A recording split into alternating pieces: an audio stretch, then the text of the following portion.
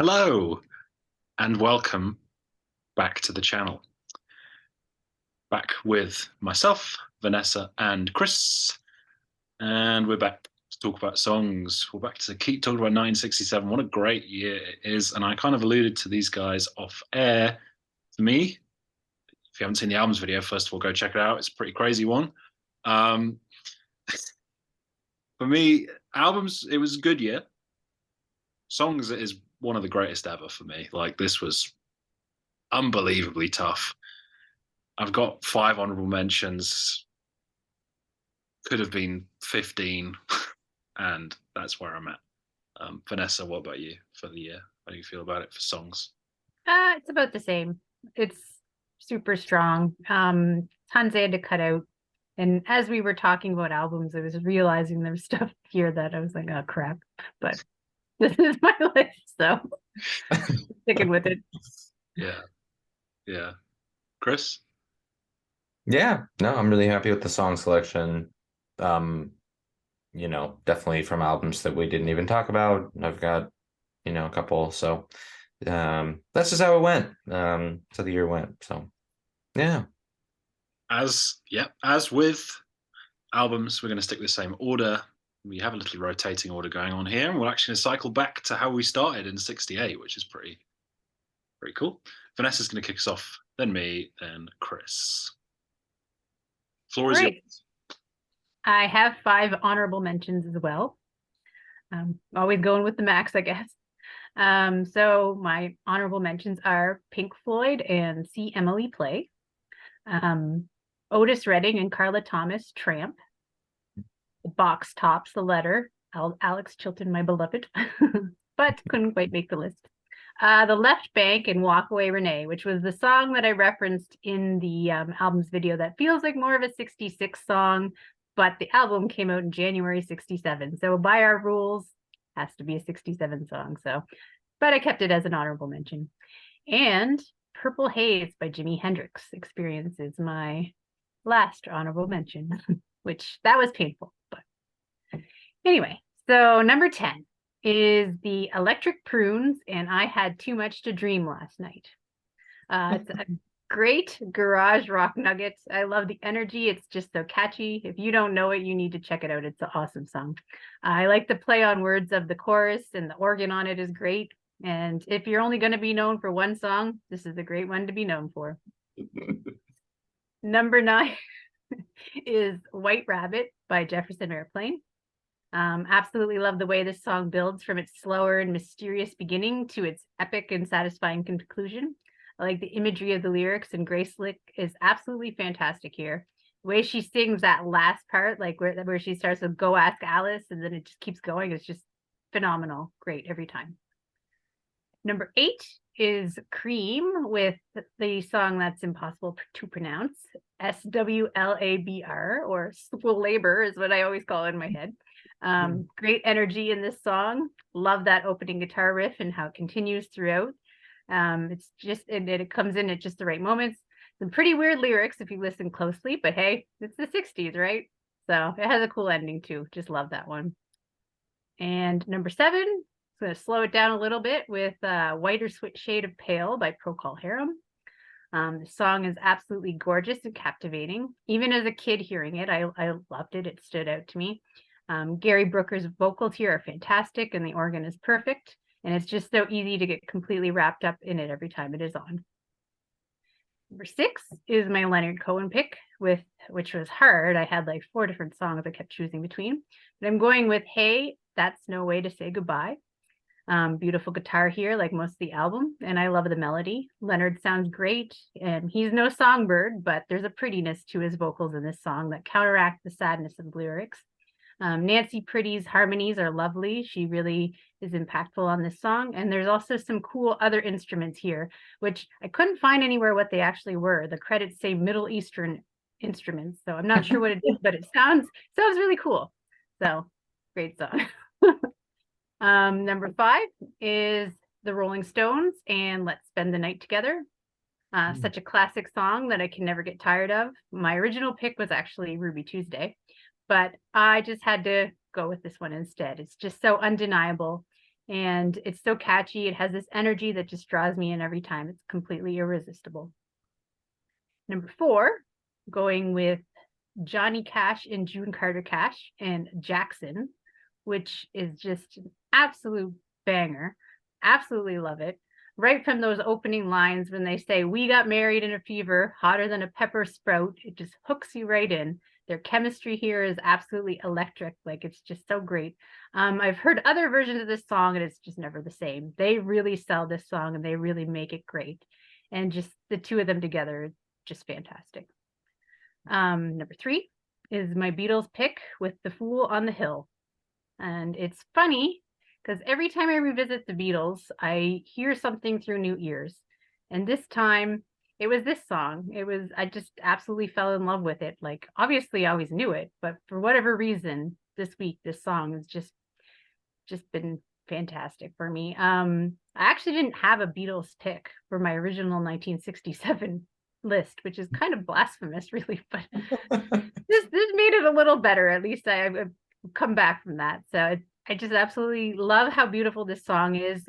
It's whimsical in parts, but it also has this melancholy to it, and just think it's a great song. Number 2 is Moody Blues and Nights in White Satin. Much like A Whiter Shade of Pale, I've always found this song captivating. Love the epic chorus punctuated by the accompaniment. And I can't tell if it's like a mellotron or if it's voices, but they sound like a chorus of ghosts. Like, I don't know, but that's really cool. Love that part. I love how symphonic this song is, and it just adds so much to the grandiosity of everything. And it's just so much drama, but just so great. And of course, number 1 is Love and Alone Again, or I love the acoustic guitar opening on this song and how everything else kicks in with the vocals. Every touch is fantastic. The mariachi horns, the strings, the lyrics, everything. It all comes together to create basically the perfect song for me. It manages to stand out on what I think is a perfect album, so had to be number 1. Yeah, very cool list. Yeah. I predicted that you would have Waterloo Sunset as your winner. For some reason, I remember you really loving that song when we did the Kinks, but I do, but too many great songs. yeah, true. Too much. And when you predicted that, I thought, oh, geez. Oh. My honorable mentions. Oops. Yeah, I suck. So my list. This is gonna be fun.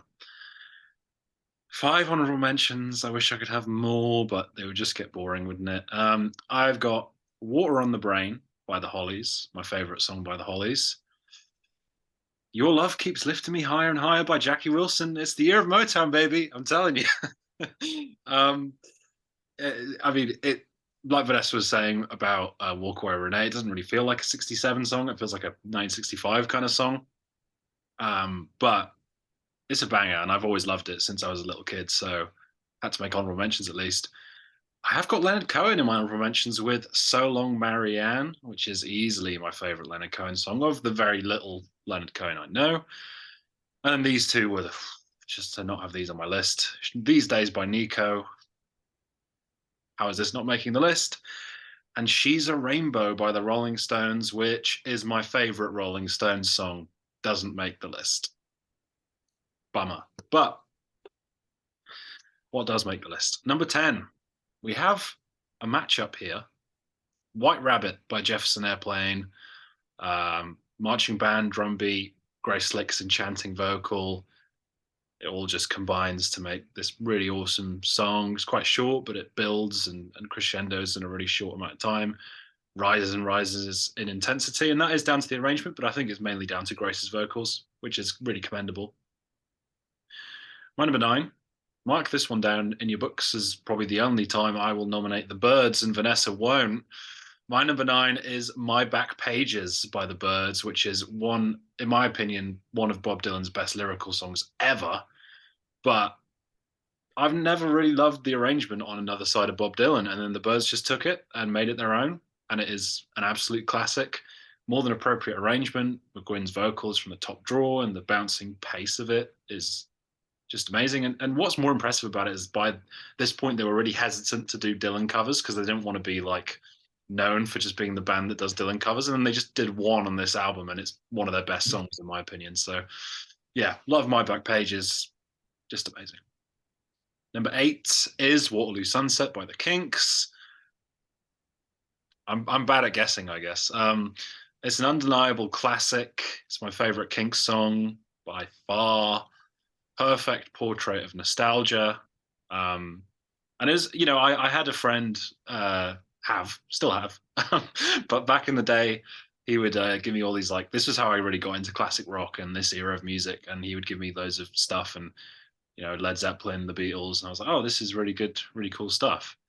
And then he gave me Waterloo Sunset, and I was like, this is awful. I hate it. And then years later, I came back to it and was like, oh no, I was just being an annoying teenager and rebelling against things for no reason. It's a classic song.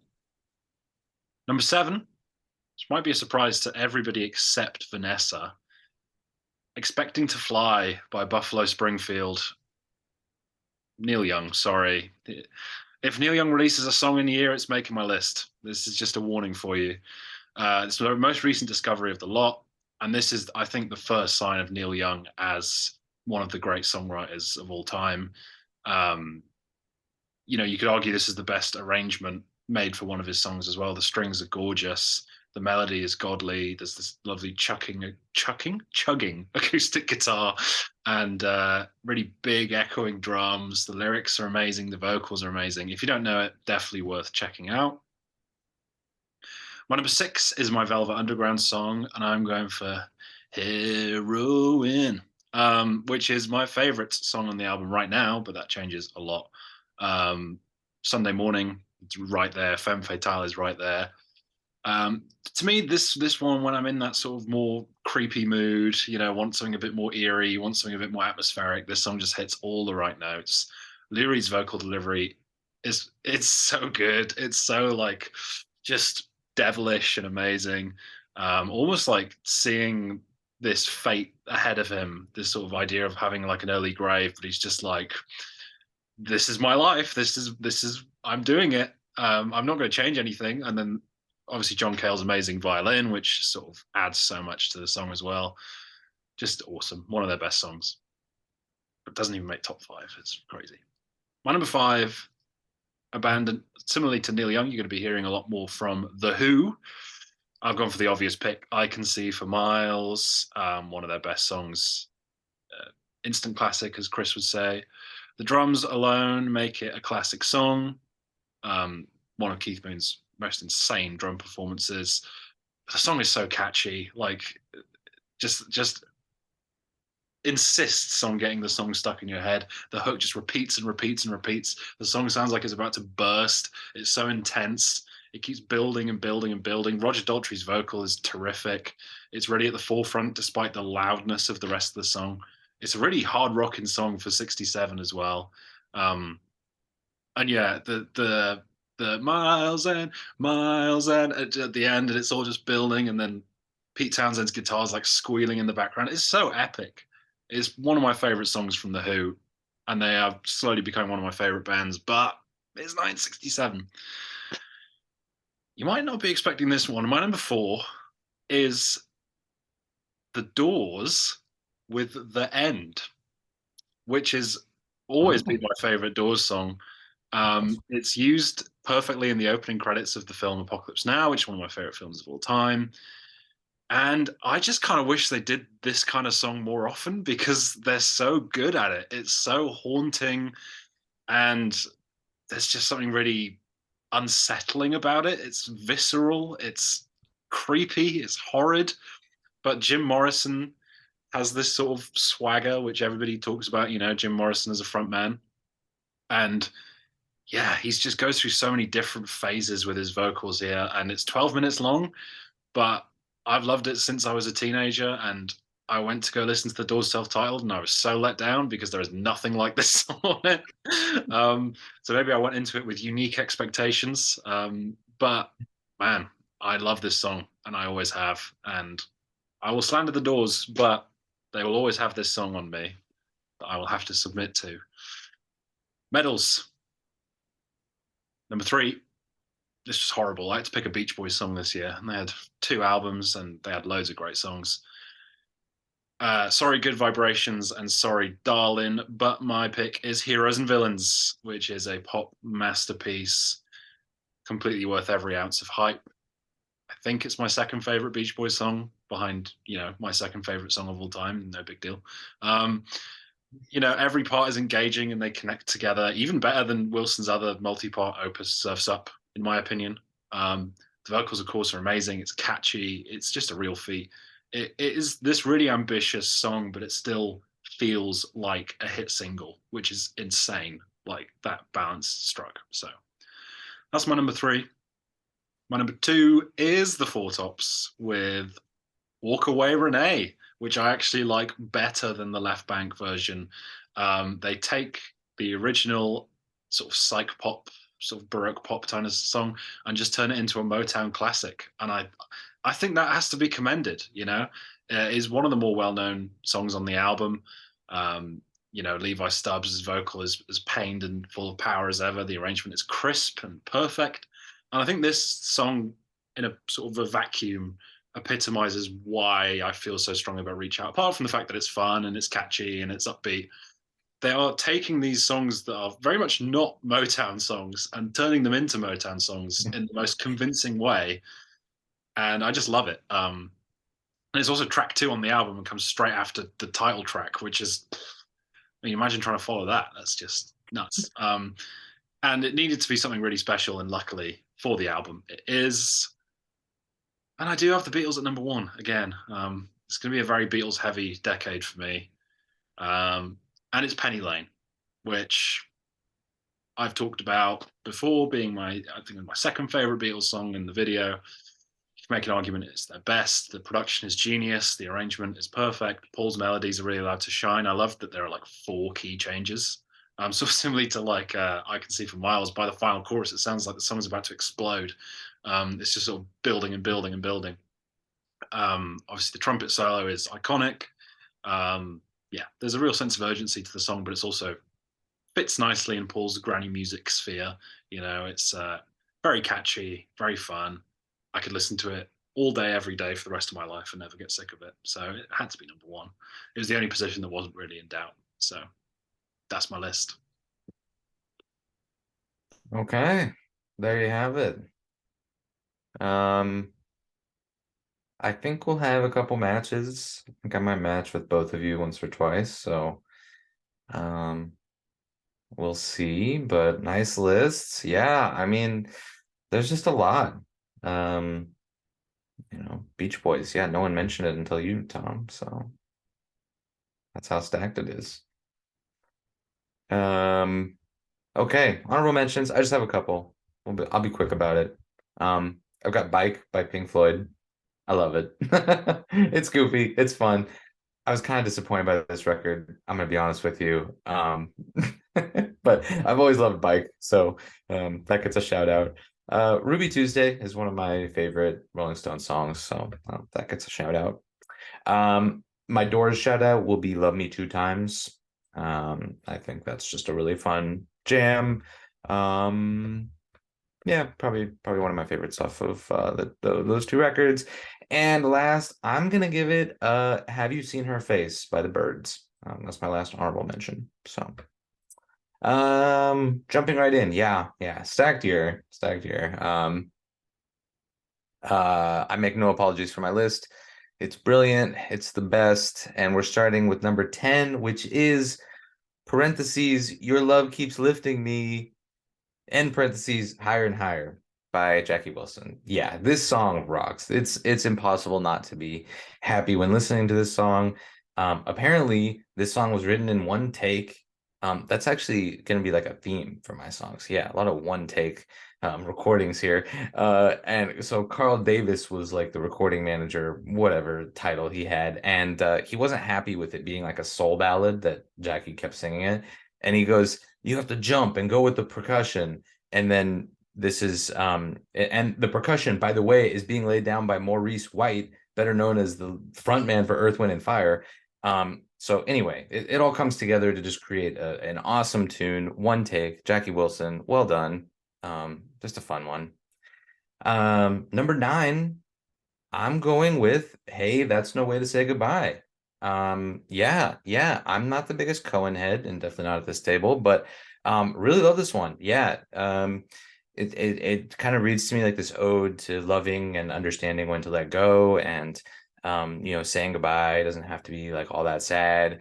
But he seems sincere and like appreciating the good things, which don't last, of course, they never do.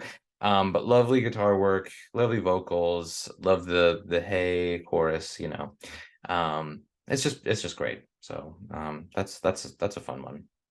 Number 8, yeah, you couldn't yeah, she couldn't escape me. I'm going My Man's Gone Now by Nina Simone. This is a cover. This is excessively soulful, if it could exist. It's so good. This was performed in one take, so the story goes. Yeah, I she just keeps winning. I This record was great. It didn't make my top 5, of course, but the soulful vibe from her, stepping out of kind of the vocal jazz, just beautiful delivery, and Nina keeps winning. So that's number 8. Number 7, yeah, we have a trifecta in White Rabbit, because of course we do. Yeah, what a ride. It's a short song, but it just takes you there. It takes you inside the mind and whatever else of Great Slick. And I do wish the rest of the record were kind of this weird. I know, Tom, I know we talked about it, but you know, there's nothing quite like the powering up and then the crescendo of the, remember. It's creepy, it's psychedelic, makes you want to throw the toaster in the bath. It's just great. That's White Rabbit. Number 6, I've got The Night, or Nights in White Satin by the Moody Blues. Yeah, this might be like the most beautiful song of 1967. Doesn't mean it's my favorite, but it is very gorgeous. And yeah, Justin Hayward just laying down a masterpiece. The guitar sounds great, and then all the other instruments kind of come in slowly, and boy, they're beautiful. The mellotron, the flute, the crescendo chorus just sounds so cool. And geez, I mean, I really feel like I gotta learn more about the Moody Blues if their music is anything like this, because I've been missing out. This one is the hit, so you probably know it. I knew it, but listening to it in context of the record, it just blows you away. So beautiful track. Number 5. Okay, top 5. On to something else here. That's right, Waterloo Sunset from the record Something Else by the Kinks. Just a beautiful track. Obviously, I love the kind of guitar melody and the slide flares, and it just sounds really cool, kind of a homebody anthem. Just watching the sunset from your vantage. You don't need friends, you don't need love, you don't need Julie or Terry. I need Terry. My wife is Terry, but you don't need anybody. You just need a sunset over a bridge, and that's all you need, and it's great, and life's good. So just a beautiful track, Waterloo Sunset. Yeah, number 4, I'm going Purple Haze. I know. I probably could have picked just about any song on this record, but this one is probably the coolest song of 1967. Again, not my favorite, but yeah, even still, even to this day, I've been listening to the song for so many years. I've heard it so many times, intentionally or unintentionally, and it just makes you want to go, ooh, it really does. And then you got to finish that with an because just firecracker guitar work. And Mitch and Noel are doing great work too. I mean, the band just comes together and sound awesome here. I'll never get tired of it. I love you, Jimmy. That's it. Purple Haze, number 4. So metal position. Yeah, these are really good. They're all really good, but these are even better. My Beatles pick will be A Day in the Life. I know. I'm picking another closer. I'm full of like openers and closers here, but as Paul himself put it, listen to those trumpets. They're freaking out, and that's my Paul impression. It's just me screaming. I don't know. Just what an awesome orchestra section. Oh boy. Just triumphant, kind of bizarre end at the end, and I love that. I love how it closes out the record. And yeah, it's just a triumphant song for a triumphant record. Triumphant is just the word that I come to when I think of this song, and closing out the record. So yeah, one of my all-time favorites from the Beatles, and well-deserved medal position there. Number 2 will be Alone Again, or yeah. Again, I feel bad putting this so low. The first time I heard this song, it just like rocked my world. I was like, holy smokes, how has nobody ever told me about this? I just couldn't believe that it wasn't talked about in any circle I've been in. I thought I knew music pretty well. Like I know a bit about music, to those who know me. But no, like no one had ever mentioned Love, or Definitely Forever Changes, or definitely not this song. So I think the rest of the album holds up very, very well, but this stands out even above all of that. You can't not get into this song. It's perfect. So but not quite as perfect as Sunday Morning. That's gonna be my number 1. Yeah, I know. Just it's come on, it's so beautiful. It's I don't know. It's so lush and dreamy, and I don't know. I feel like it inspired the entire genre of like dream pop to follow, and to a lesser core shoegaze, or I don't know, whatever spin-offs of these genres you want to call them. Um, just beautiful. Inspired definitely tons of acts just from this song alone, and yeah, I don't get tired of this one. And it's way better than the Maroon 5 or No Doubt covers. But really, I probably could have picked a lot of songs from this record, except for the last 2 and Run Run Run. I think just about every other song would probably be eligible for being my favorite of this year, but I'm going with Sunday Morning because it is the most perfect song, and that's it. That's my 1967. Did Maroon 5 actually cover it, or are you joking? Is that No, they just have a song called Yeah, Sunday that's Morning. okay? I was thinking for a minute there. I was like, And so is No Doubts also is not a cover, by the way. Yeah. I don't know either of those acts very well. Not sure how much I'm That's missing. fair. You don't really need to. Yeah. Well, thank you very much for joining us on our 1967 journey. We'd like to see some songs lists down below. Whose winner do you like more? Are you a fan of Alone Again, or are you a fan of Penny Lane, or are you a fan of Sunday Morning? Pretty stacked winners, I've got to say. Like, we all did pretty well, I think. Yeah. So catch us next week for the best albums of 1968. That's spoilers. 1968 is one of my favorite years ever. So it's going to be No different. pressure. No pressure. No pressure. I'm not going to be picking Four Tops again. So, yeah. Thank you to Chris and Vanessa for joining me. Thank you to you all for watching, and hopefully we will catch you soon.